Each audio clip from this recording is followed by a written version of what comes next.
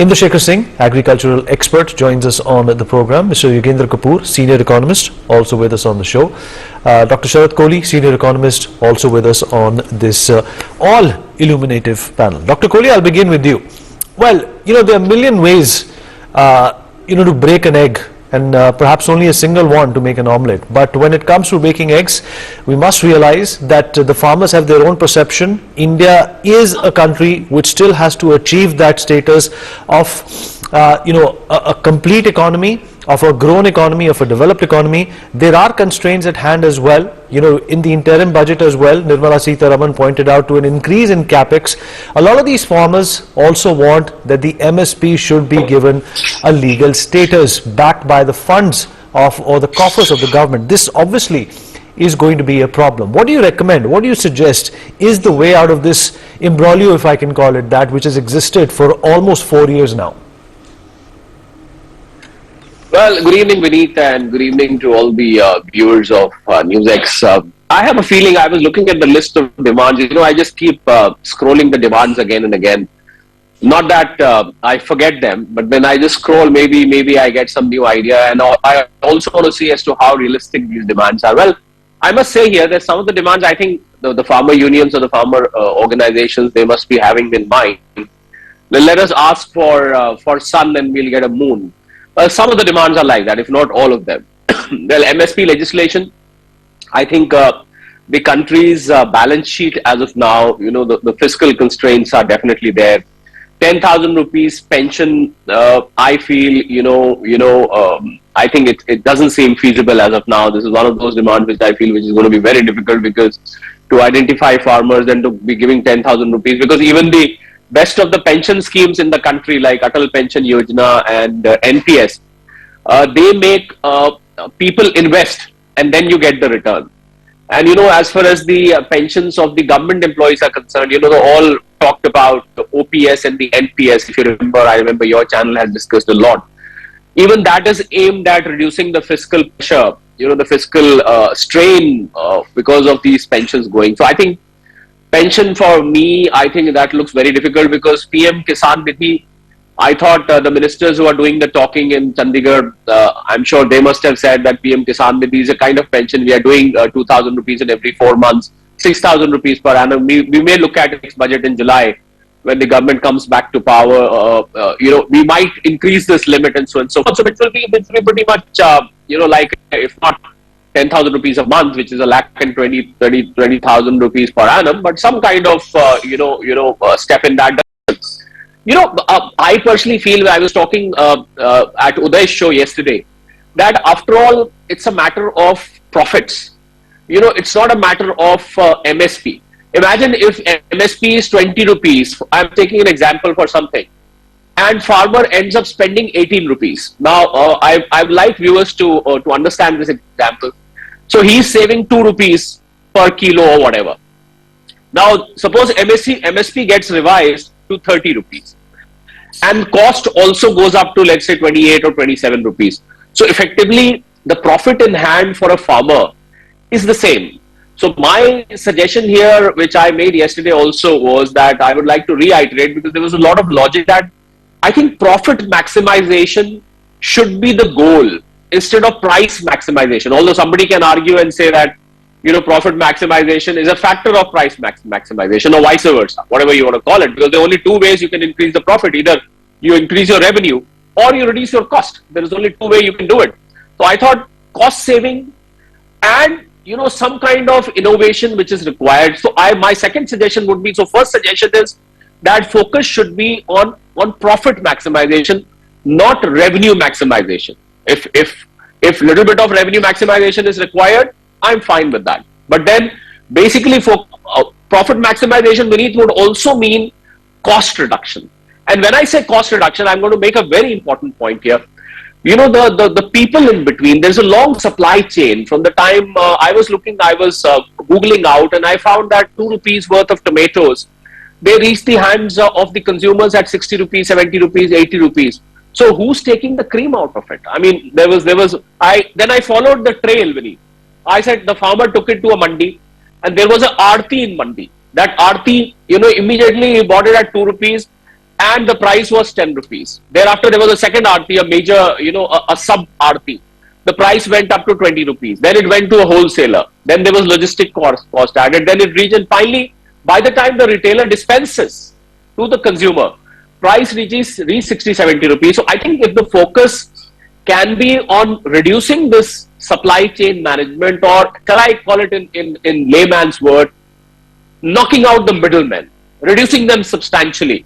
Why can't the farmer directly go and sell? If not directly, maybe one channel at the most, not more than one channel, because more the channels, more profit absorption happens. So that's my second very strong suggestion. And my third suggestion in the first part of what I have to say here, before you go to other panel speakers, is there is technology required, to bring farmers' output up, to increase productivity, to increase intensity of the crops, to bring in new crops, to make them move to commercial crops, more profitable crops. I do not see, Vineet, at this point of time, a lot of startups walking into the arena of agriculture. Out of the 100,000 plus startups registered with Startup India, I don't see many of them inclined towards agriculture. So I think what government can do is probably offer some kind of incentive for the startups who want to join agriculture. If these youngsters, they get connected to farmer, because we should not forget that, with due respect to farming community, that farming community hasn't gone to public schools. They haven't gone to, Xavier's College or whatever. They have studied, or some of them have not studied at all. So they do not have access to that technology. They probably run out of ideas. They are so busy in their grind, And the last suggestion I have in this round is that I think reduction in the number of people involved in farming, because there is disguised unemployment. It's 2-acre plot, a 2-acre farm, which can be easily done by 2 people. I saw 7 people working in it. So obviously, your income gets divided between 7 people. If there is a father, his brother, his sons, there were a total of 7 people. This is a real life example. I went to Bulandshahr and I saw this over there. So I think reduction in the labor and making that sufficient amount of people are working, matching the output. So I think these are the suggestions. All these suggestions, Vineet, are aimed towards profit maximization. So I feel I'm looking for a new acronym for MSP. Shall we call it as maximum, S something profits. So maximization of profit should be the catchword, rather than calling it as MSP, because this whole MSP business is getting messy. It is becoming harder for the government to accept. It is becoming harder for the farmers to survive. So both ways, there's a catch-22 situation which is compelling these circumstances. So I think profit maximization is my biggest suggestion, Vineet, which I would like to make on your show. And I hope somebody listening to the show can probably start working on it. I'm willing to volunteer. If somebody wants, I am, besides being an economist, I'm a chartered accountant as well. So is Yogender sitting on the panel. We know how to figure out costs. We know how to reduce the cost. We know how to save the cost. So my suggestion here is profit maximization instead of minimum support price. Vineet.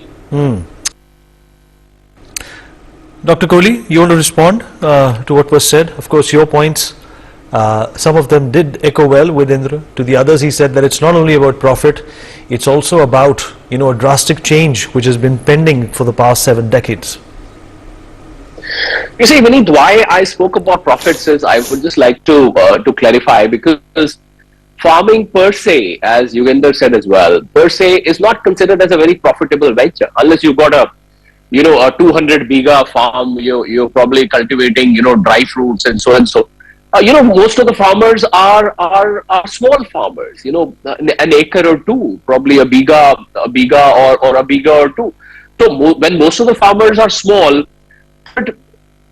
comes under radar. I mean, you're not able to make profit because whatever you produce, barely sells, and you're just able to garner enough funds to make you survive. It's just roti, kapda, makan. That's it. Makan, maybe makan, not even makan in some cases. So agriculture per se, Vineet, is not a profit-making occupation. Having said that, as they say, exception proves the rule. It is not uniformly applicable for all the farmers. I'm sure there are a lot of prosperous farmers also. But what those farmers have in common is they are big farmers. So unless you are a big farmer, a small farmer will only get a very small profit if he does get. Obviously, they are surviving somehow.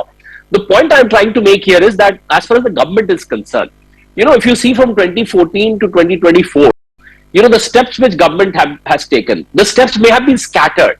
I agree with Inder that subsidies were given, PM Kisan Nidhi came, agriculture infrastructure was built, warehouses were built, E-NAM as it is called, the e-marketing of agriculture produce was started.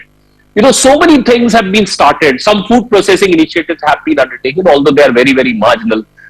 They fall much short of what could have been done probably. But the fact of the matter is that whatever the government has done, because to make the farmers agree to something, I think both sides will have to go with a flexi approach.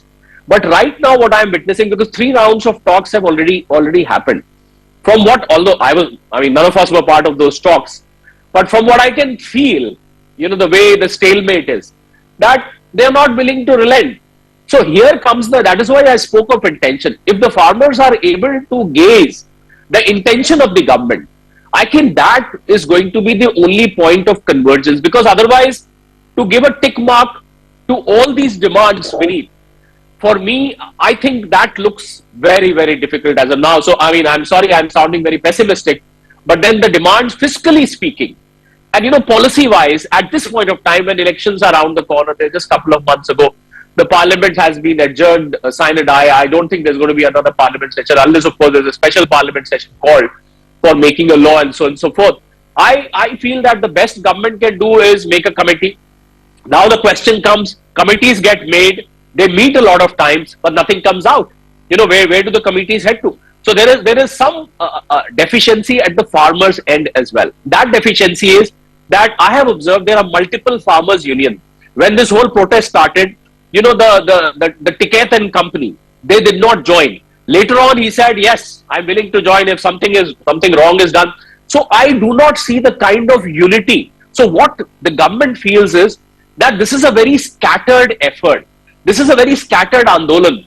Few people, and we should not forget the politicization of the whole thing. There is a certain degree of politics, because I saw a Range Rover in farmers' protest. I saw a Mercedes in farmers' protest. So this clearly smells of politicization. So politicization, I feel, it discourages government. That if there is a political force behind it trying to fulfill their political agenda, then we rather not agree. So there is a very bad mix happening. Although the farmers keep saying there is no politics, there is no politician with us, and the politicians also keep harping that we are not with the farmer, we are just fighting for their rights. But the fact of the matter is that there is some degree of political. And how do I say there is politicization? Because of the timing. Because 2020, 21, this protest happened. Now we are into 24, just couple of months before the election. So the timings clearly indicate that there was some political force which was put behind these farmers. Chalo bhai, kar do, ab kuch kar do. Ab to bas election hai, vote chahiye, blah, blah, blah. I'm not going into politics. So I feel that if farmers are able to assess the intent of the government, they will have to see, if farmers have to bulge, they will have to bulge on the intent of the government. Ke bhai, hum aapke liye karna chahte hain. It is not that government has not done anything. In 10 years, this is, the GYAN, GYAN, the 4 factors which Prime Minister has spelled out. The Garib, the youth, the Annadata. He said, for me, these are only the 4 castes. I don't want to focus on any other caste. So I think the intentions are very clearly spelled out. Now, obviously, the intentions have to convert into action as well. I completely agree with that. So therefore, my thought is that both the parties will have to bulge. If farmers just want a tick mark to the box, it's my way or highway. Well, they are already on the highway, by the way.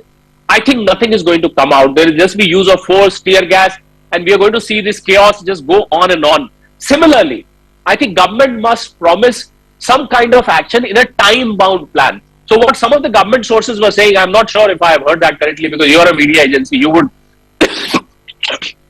I beg your pardon. What they were saying is that farm unions are very, very scattered in their opinion. Nobody came forward to discuss what happened in 2021. Nobody authentic. So if we do something, maybe some other union may be against it. So I feel there is a need for a unified voice where talking can be done on very, very straight terms.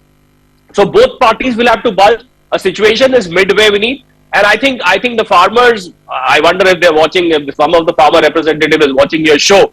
So I think our message to them is that please do not go by the tick boxes. Please bulge, please understand the intent of the government. And the message for the government is that please, if the farmers have come back again, obviously they are in pain. Obviously there is a strain on their finances, their own economy. is in trouble. Dr. Kohli, there is some trouble out there because Yes. Yeah, Vineet, Dr. can I Kohli, just yeah, answer yeah, that? quick, Propaganda. well Thank spoken. you. And unfortunately, we have run out of time. On that note, we're going to dip into a short break. Would like to thank all my guests for being a part of this conversation. We'll be right back.